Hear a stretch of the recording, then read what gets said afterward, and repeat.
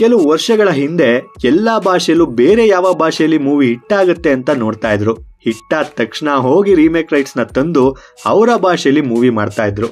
ಕತೆ ಬಗ್ಗೆ, screen play ಬಗ್ಗೆ ಏನು ಚಿಂತೆ ಇರ್ತಾ ಇರಲಿಲ್ಲ. ರೀಮೇಕ್ ಆಗಿ ಒರಿಜಿನಲ್ ಸಿನಿಮಾಗಿಂತ ತುಂಬಾ ಚೆನ್ನಾಗಿ ಓಡಿರೋ ಸಿನಿಮಾಗಳು ಇವೆ. ಹಾಗೆ ಒಂದು ಭಾಷೆಯ ಬ್ಲಾಕ್ ಬಸ್ಟರ್ ಸಿನಿಮಾ ಇನ್ನೊಂದು ಭಾಷೆಯಲ್ಲಿ ಅಟ್ಟರ್ ಫ್ಲಾಪ್ ಆಗಿದ್ದು ಇದೆ.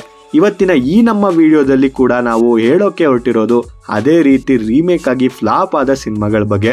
ಸೌತ್ ನ ಕೆಲವು ಬ್ಲಾಕ್ ಬಸ್ಟರ್ ಸಿನಿಮಾಗಳು ಹಿಂದಿಗೆ ರೀಮೇಕ್ ಆಗಿ ಬಾಲಿವುಡ್ ನಲ್ಲಿ ಅಟ್ಟರ್ ಫ್ಲಾಪ್ ಆಗಿವೆ. ಆ ಸಿನಿಮಾಗಳು ಯಾವ್ಯಾವುದು ಅಂತ ನೋಡೋಣ ಬನ್ನಿ. ಅದಕ್ಕಿಂತ ಮುಂಚೆ ನೀವೇನಾದ್ರೂ ನಮ್ಮ ಚಾನೆಲ್ಗೆ ಸಬ್ಸ್ಕ್ರೈಬ್ ಆಗಿಲ್ಲ ಅಂದ್ರೆ ಈಗಲೇ ಸಬ್ಸ್ಕ್ರೈಬ್ ಆಗಿ ನಮ್ಗೆ ಸಪೋರ್ಟ್ ಮಾಡಿ. ಈ ಲಿಸ್ಟ್ಗೆ ರೀಸೆಂಟ್ ಆಗಿ ಜಾಯ್ನ್ ಆಗಿರೋದು ಬೇಬಿ ಜಾನ್.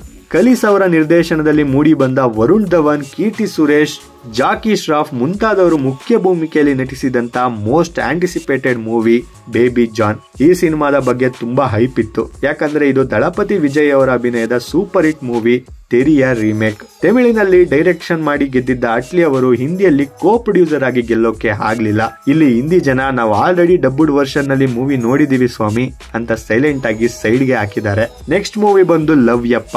ಇದು ಬಾಲಿವುಡ್ ನ ಸ್ಟಾರ್ ಅಮೀರ್ ಖಾನ್ ಅವರ ಮಗ ಜುನೈದ್ ಖಾನ್ ಮತ್ತು ಶ್ರೀದೇವಿ ಅವರ ಮಗಳು ಖುಷಿ ಕಪೂರ್ ನಟಿಸಿದಂತ ಸಿನಿಮಾ.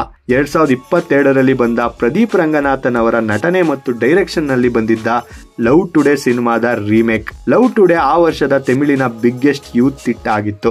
ಆದ್ರೆ ಹಿಂದಿಲಿ ನೋಡೋರು ಇಲ್ಲ, ಕೇಳೋರು ಇಲ್ಲ. ವಿಪರ್ಯಾಸ ಅಂದ್ರೆ ಪ್ರದೀಪ್ ಅವರು ಹಿಂದಿಯಲ್ಲಿ ಕೋ ಪ್ರೊಡ್ಯೂಸರ್ ಆಗಿರೋದು. ಇದೇ ತರ ಸೌತ್ ಲ್ಯಾಂಗ್ವೇಜ್ ಅಲ್ಲಿ ಬ್ಲಾಕ್ ಬಸ್ಟರ್ ಆಗಿ ಹಿಂದಿ ಲ್ಯಾಂಗ್ವೇಜ್ ಅಲ್ಲಿ ರೀಮೇಕ್ ಆಗಿ ಅಲ್ಲಿ ಜನ ನಾವು ನೋಡಲ್ಲ ಸಾರ್ ಅಂತ ಹೇಳಿರೋ ಲಿಸ್ಟ್ ತುಂಬಾ ದೊಡ್ಡದಿದೆ.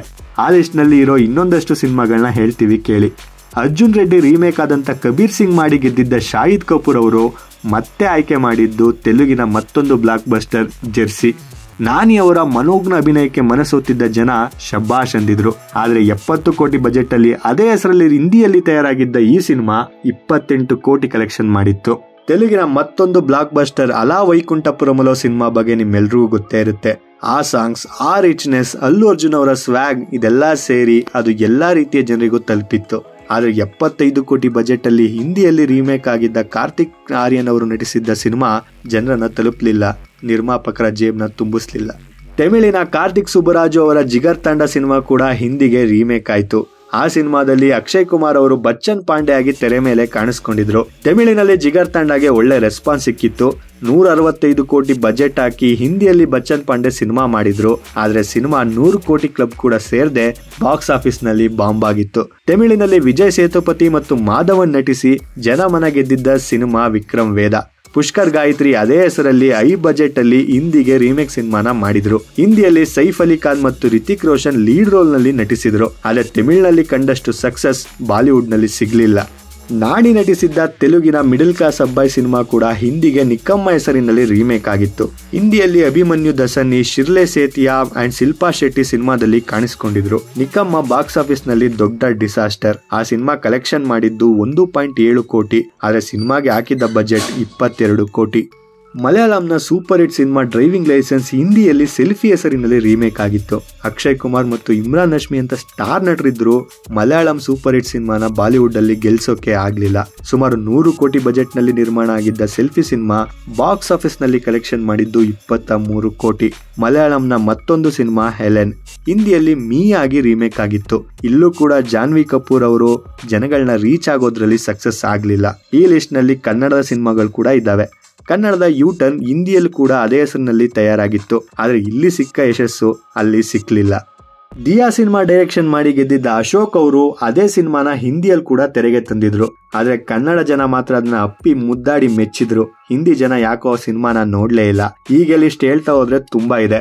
ಕೇವಲ ಬಾಲಿವುಡ್ ಮಾತ್ರ ಅಲ್ಲ, ಬೇರೆ ಎಲ್ಲಾ ಭಾಷೆಗಳಲ್ಲೂ ರೀಮೇಕ್ ಆಗಿರೋ ಸಿನಿಮಾಗಳು ಫೇಲ್ ಆಗ್ತಾ ಇರೋದನ್ನ ನಾವು ನೋಡ್ತಾನೆ ಇದೀವಿ.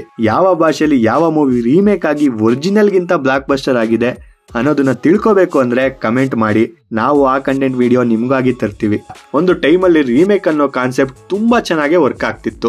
ಒಂದು ಇಂಡಸ್ಟ್ರಿ ಹಿಟ್ ಸಿನಿಮಾ ಮತ್ತೊಂದು ಇಂಡಸ್ಟ್ರಿಯವರು ತಮ್ಮ ಭಾಷೆಯಲ್ಲಿ ರೀಮೇಕ್ ನ ಮಾಡ್ತಾ ಇದ್ರು. ಹಾಗೆ ರೀಮೇಕ್ ಮಾಡಿ ತುಂಬಾ ದೊಡ್ಡ ಸಕ್ಸಸ್ ನ ಕಂಡು ರೀಮೇಕ್ ಸ್ಟಾರ್ಸ್ ಅಂತ ಕರೆಸ್ಕೊಂಡ ಕೆಲವು ನಟ ನಿರ್ದೇಶಕರು ಸಿನಿಮಾ ಇಂಡಸ್ಟ್ರಿಯಲ್ಲಿ ಇದ್ದಾರೆ. ಇನ್ನು ಕೆಲವರು ರೀಮೇಕ್ ಅಂತ ಹೇಳ್ಕೊಳ್ದೆ ಬೇರೆ ಭಾಷೆ ಸಿನಿಮಾಗಳಿಂದ ಇನ್ಸ್ಪೈರ್ ಆಗಿ ಕೂಡ ಸಿನಿಮಾ ಮಾಡೋರು ಇದ್ದಾರೆ. ಇನ್ನು ಕೆಲವರು ತಮ್ಮದೇ ಭಾಷೆಯ 4-5 ಸಿನಿಮಾಗಳನ್ನ ಕದ್ದು ಮತ್ತೊಂದು ಹೊಸ ಸಿನಿಮಾ ಮಾಡುವಂತ ಟ್ಯಾಲೆಂಟ್ ಕೂಡ ಇದ್ದಾರೆ ಇಂಡಸ್ಟ್ರಿಯಲ್ಲಿ. ಆದ್ರೆ ಇತ್ತೀಚೆಗೆ ಪ್ಯಾನ್ ಇಂಡಿಯಾ ಅಂತ ಸಿನಿಮಾಗಳು ರಿಲೀಸ್ ಆಗ್ತಿವೆ. ಎಲ್ಲಾ ಪ್ರಮುಖ ಭಾಷೆಗಳಲ್ಲಿ ಸಿನಿಮಾಗಳು ರಿಲೀಸ್ ಆಗ್ತಿವೆ. ರೀಮೇಕ್ ಕಲ್ಚರ್ ಕಮ್ಮಿ ಆಗಿದೆ, ಆದ್ರೆ ಕಂಪ್ಲೀಟ್ ಆಗಿ ಸ್ಟಾಪ್ ಆಗಿಲ್ಲ. ನೀವೇನಾದ್ರೂ ನಮ್ಮ ಚಾನೆಲ್ಗೆ ಸಬ್ಸ್ಕ್ರೈಬ್ ಆಗಿಲ್ಲ ಅಂದ್ರೆ ಈಗಲೇ ಸಬ್ಸ್ಕ್ರೈಬ್ ಆಗಿ ನಮಗೆ ಸಪೋರ್ಟ್ ಮಾಡಿ.